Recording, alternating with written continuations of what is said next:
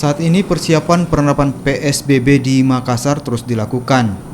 Perwali yang jadi acuan sudah disahkan dan masa uji coba pun akan berakhir pada 23 April mendatang. Selain Perwali, petugas lapangan juga sudah mulai bersiap. Jalur perbatasan Makassar dengan sejumlah daerah lainnya mulai dijaga.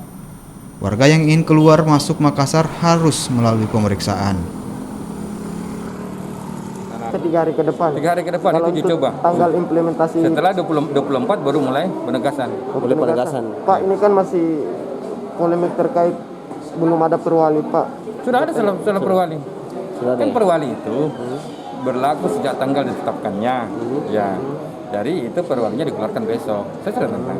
Oh begitu. Rencana itu perwali itu akan dikirim ke masing-masing instansi yang itu terlibat dalam. Ya, sudah langsung di grup sudah ada.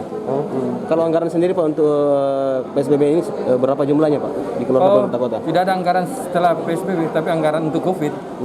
Yang COVID itu besar. Berapa banyak Pak kira-kira? Sekitar 6 sampai recovery itu sekitar 600.